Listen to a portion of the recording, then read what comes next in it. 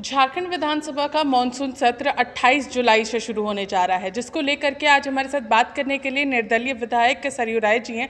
हम लोग सीधे इनसे जुड़ेंगे और इस मॉनसून सत्र में कई मुद्दों पर चर्चा होने वाली है। कई पुराने विधेयक जिन्हें राज्यपाल ने लौटाया था, उन पर भी इस सत्र के दौरान में वापस से इसको पारित कर यहाँ पर राज्यपाल के पास भेजा जाएगा। सरयू जी, एक बार फिर से उन विधेयकों पर चर्चा होगी और उन्हें पास करके राज्यपाल के पास भेजा जाएगा जिन विधेयकों को राज्यपाल ने लौटाया था।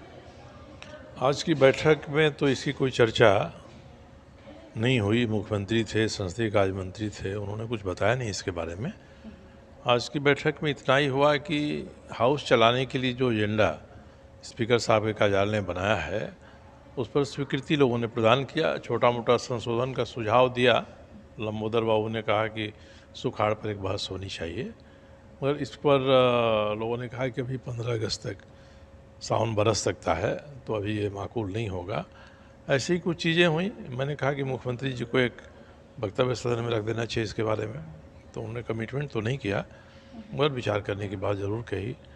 तो जो एजेंडा था उसकी स्वीकृति दी गई। चूँकि बहुत लोग आए नहीं थे, प्रतिपक्ष भी नहीं था, तो यही हुआ कि 28 तारीख को सदन जब समाप्त होगा तो कार्य मंत्रणा समिति की बैठक होगी, उसमें शेष चीज़ों पर हम लोग विचार करेंगे। सरयू जी, एक बार फिर से जो अभी फ़िलहाल जो 26,000 शिक्षकों की बहाली का विज्ञापन आया है, उसको लेकर के अभ्यर्थी अपनी आवाज़ बुलंद कर रहे हैं कि सीटेट अभ्यर्थियों को इसमें बैठने का मौका नहीं मिलेगा। उसमें लिखा हुआ है कि जेटेट के जो अभ्यर्थी जो झारखंड से पास किए हैं, उन लोगों को ही इस प्रक्रिया में शामिल होने का मौका मिलेगा। तो उन लोगों ने स्टे पिटिशन हाईकोर्ट में फाइल कर दिया। तो ये एक तरीके से बहाली जो है वो कहीं ना कहीं फिर से जाकर के कोर्ट में फंसने का चीज़ें सामने आ रही हैं। नहीं, जब यहाँ जेटेट की परीक्षा ही 2016 के बाद से नहीं हुई है, तो सीटेट वाले अभ्यर्थियों को मौका देना चाहिए। ये मौका नहीं देना गलत है। अभी मैं कहीं पढ़ रहा था कि सरकार का बहालियों के बारे में कहना है कि जो 8वीं क्लास की योग्यता वाली बहालियाँ हैं, उसमें मैट्रिक और ग्रेजुएट को नहीं लेंगे। तो मुश्किल हो जाता है कि जो जिसने ग्रेजुएशन किया है, मैट्रिक पास किया, उसने 8वीं तो पास किया ही है ना। तो उसी तरह से जब सीटेट पास किया है, तो सीटेट के लोगों को भी मौका इसमें देना चाहिए। नहीं देने से फिर बहालियाँ रुकेंगी, हाई कोर्ट का कोई एडवर्स रिएक्शन आएगा, फिर सरकार उसी को करेगी। तो ये ना हो, बल्कि सरकार को सीटेट को मौका देना चाहिए। झारखंड में शिक्षकों की काफ़ी ज़्यादा कमी है, जिससे तमाम लोग देख रहे हैं, और ये बहाली एक बड़ा मौका 26,000 लोगों के लिए है।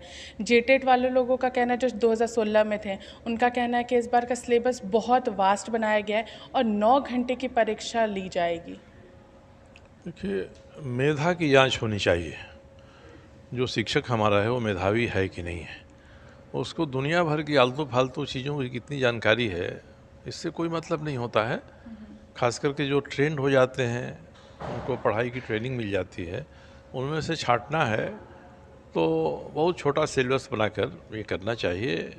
और शिक्षक की बहाली में ध्यान ये रखना चाहिए कि इंटेलिजेंट लोग, समझदार लोग इसमें शिक्षक बन के आने चाहिए।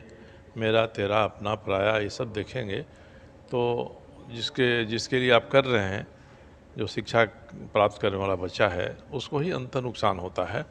इसलिए इसमें नीतीश कुमार जी ने तो बेहतर किया है। उन्होंने कहा कोई भी आए हमारे यहाँ बैठे, क्योंकि टीचर अच्छा होना चाहिए। और वहाँ देखा भी कि 1 लाख में मुश्किल से बाहर के 3,000 लोग थे।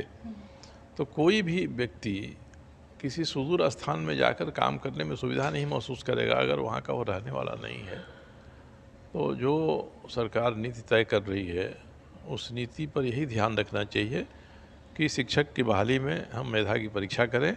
सामान्य ज्ञान कितना किसका है, इसकी जानकारी करना को बहुत अच्छा नहीं होता है। एक और अगर कैबिनेट की बात करें, कैबिनेट में एक प्रस्ताव पारित किया गया जिसमें अगर कोई भी व्यक्ति जो शिक्षक के परीक्षा का जो भी क्वेश्चन होता है उसे अगर लीक करता है और वो पकड़ा जाता है, तो 10 साल की सज़ा और साथ ही साथ यहाँ पर जुर्माना भी उन्हें भरना पड़ेगा।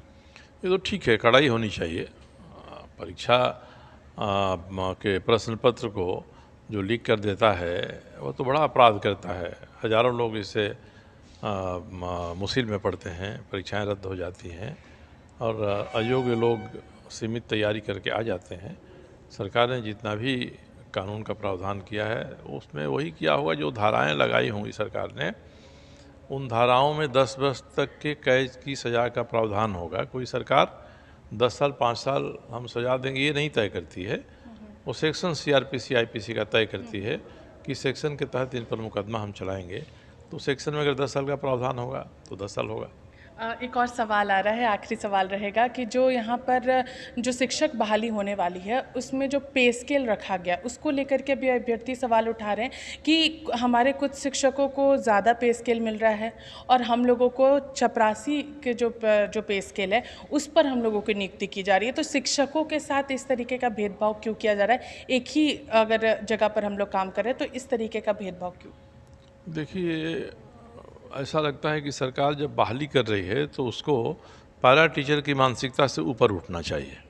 जब बाज़ाब्ता शिक्षक बहाल कर रहे हैं, समय के साथ उसका प्रमोशन होगा तो उसमें जो सामान्य रूप से स्वीकृत पे स्केल है उसको तो कम से कम देना ही चाहिए। नहीं तो शिक्षा के साथ एक मजाक बनेगा कि पढ़ाने वाला ही रुचि लेकर नहीं पढ़ाएगा तो हमारा मानव संसाधन जो पढ़ाई के कारण तैयार होगा वो भी बहुत उम्दा स्तर का नहीं होगा। इसलिए पे स्केल को जो स्वीकृत है शिक्षकों का पहले से, उस पे स्केल पर ही बहाली करनी चाहिए।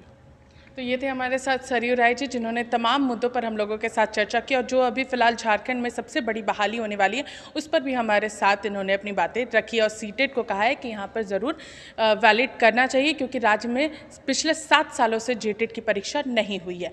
फिलहाल हमारे साथ इतना ही। सहयोगी मुकेश के साथ मैं पूजा, लाइव इंडिया, रांची।